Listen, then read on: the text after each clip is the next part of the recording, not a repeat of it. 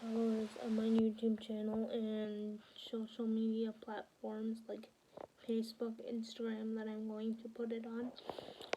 Anyway, update on me and my cerebral palsy. I know that I just put one like yesterday, but I decided to make another one. I'm decided to make another one talking about the same kind of stuff. So I know that I told you that, well, I'm having more spasms in places that I haven't experienced as well as I do with my leg spasms. So those spasms that I'm not quite used to, I mean, I'm sort of used to because they come and go, but I feel like they're staying more often now because I've held them back from happening. Now, these spasms are not necessarily painful, but they are uncomfortable. I have butt spasms and I have back spasms. My back spasm kind of is when your back tenses, loosens, so it kind of repeats itself. And then my butt spasm is basically what my legs do is they kind of jerk and they kind of move, and well, the muscle twitches. Kind of the same thing in my butt. I know that we're talking about my butt, and I know that might be a little, kind of, let's just say an interesting conversation. But, well, yeah, that is what I'm dealing with. So I thought I would share it with you, but, I know these types of spasms are a little bit weirder, but, it's a spasm that I have to deal with that used to be coming and going, and now I think it's more like a permanently stay. It might go away sometimes, but mainly stay. And I know that I was trying to get my mom to do the whole process.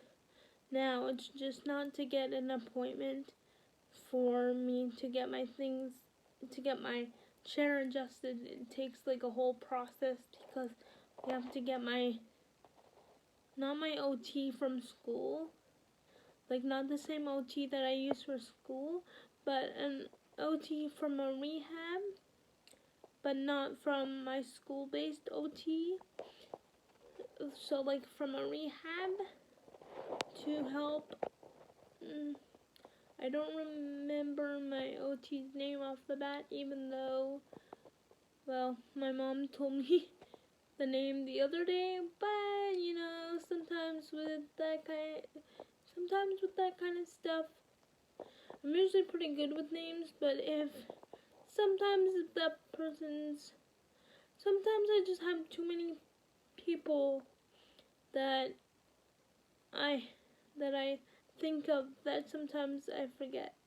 I don't forget how they look or they appear. I just probably forget their name.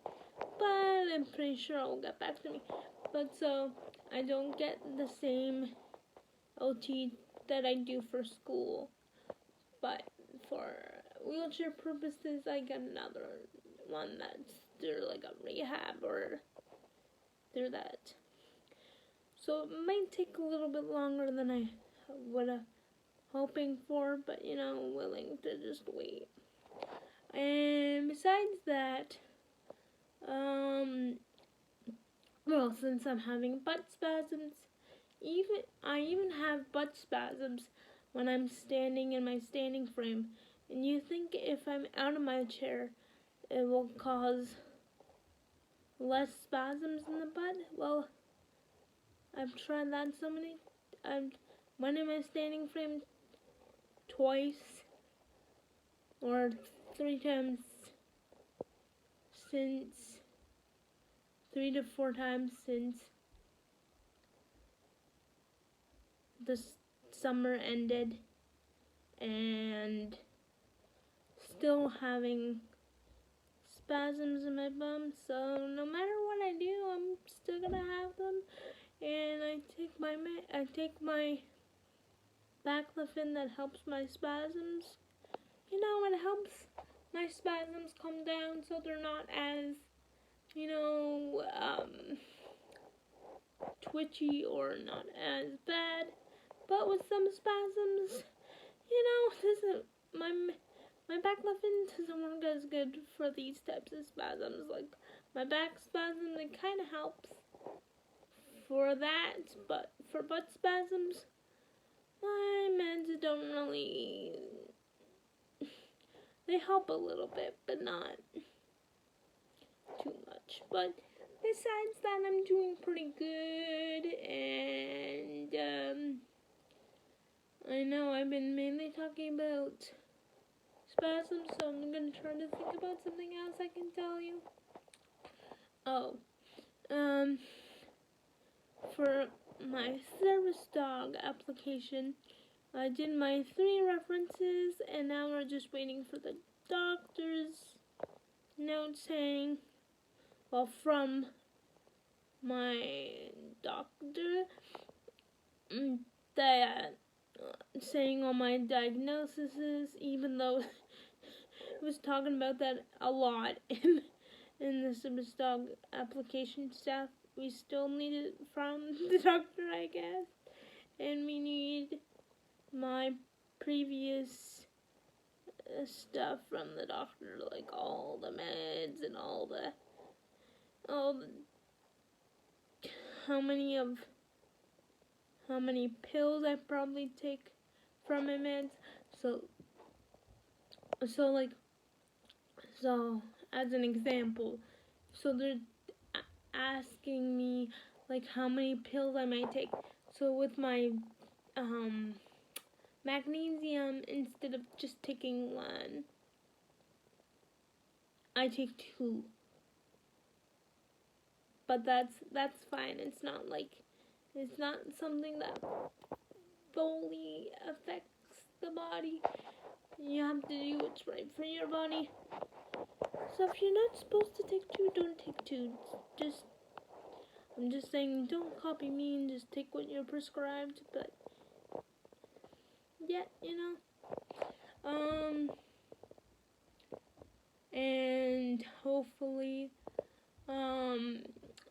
I get my doctor to give us that note explaining my diagnosis, and then we can move on to the waiting or to whatever else we need to do to get closer to the service dog thing.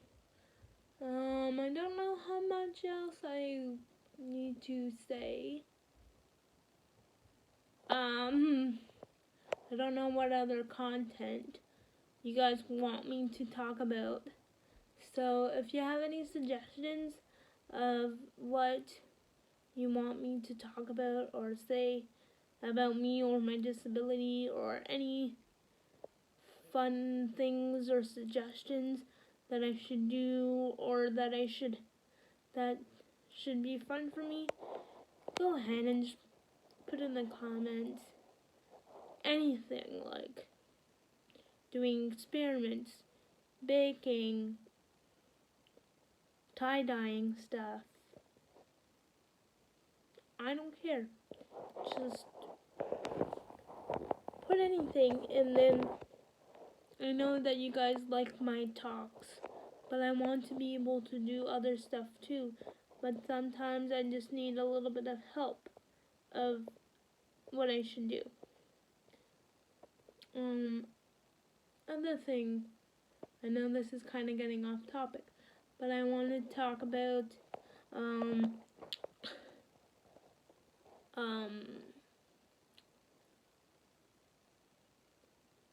like different types of adaptive sports.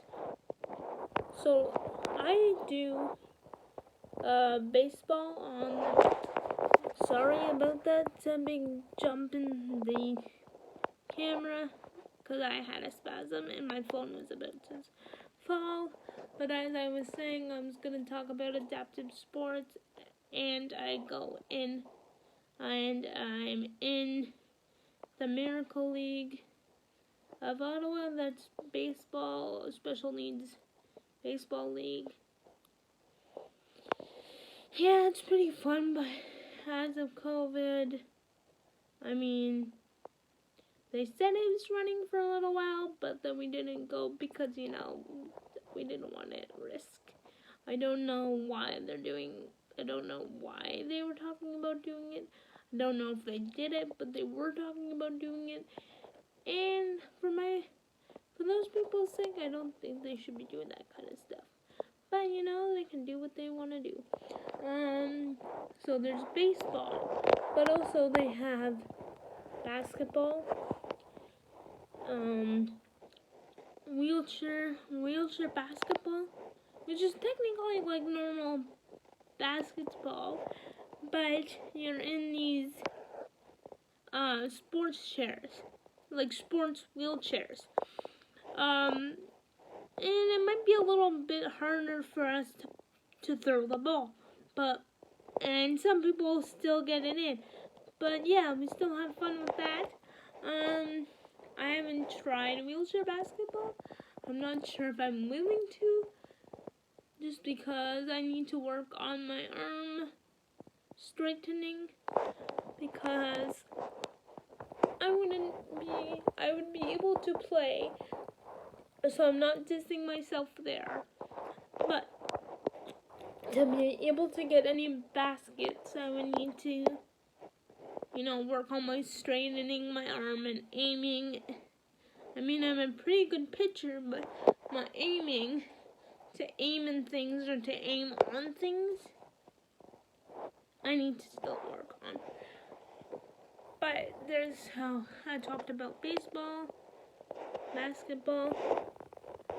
Now I don't guess. Oh, they have hockey.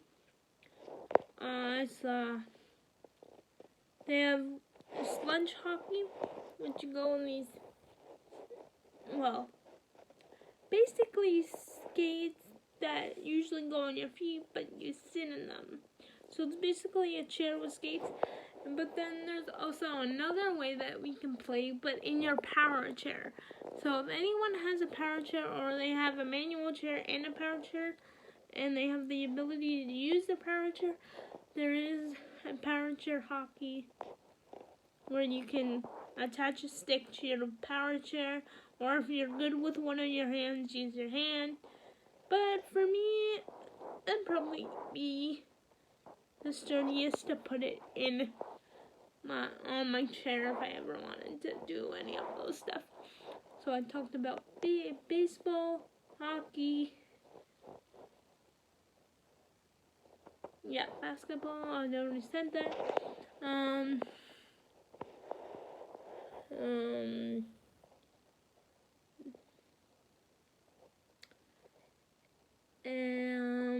What's another? And then there's adapted sledding, which is basically like a sled, like how they're the open sleds, like the ones that don't have the backrest. Well, you can slide down those, but for us, for the special needs community, disabled community, sometimes we need something behind our backs to help us keep our posture up, or help us even stay up, for that matter. Yeah. So it's basically, every sport is normal for us. Well, every sport is adapted for us that is able-bodied, but adapted to our needs. So if it's a sport that you need to stand up, well, they usually make sports chairs. I don't know if there's any other sport that needs a type of chair, or type of slide. I'm just talking about sports that I know.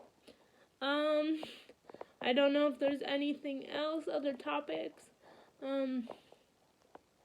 So here's another thing. I don't want to make this video too long, but I want to talk about another thing quickly. So this is coming as a multiple talk kind of thing. I wanted to make it just one thing, but it came into multiple. But I want to talk about how people need to start treating people with special needs, or people that might look different, or might approach different in the world. Like, so if you see a child having a fit, there might be an actual reason. Like, it might not just because they're having a fit. It might be because they're having, it might be because they have autism and they're having a breakdown or whatever. Or if you see someone with Tourette's, I don't know if you know what that is, but I'm pretty sure you've seen people around with it. And it's basically where people have tics where they cannot control. And it's usually verbal tics and body language tics.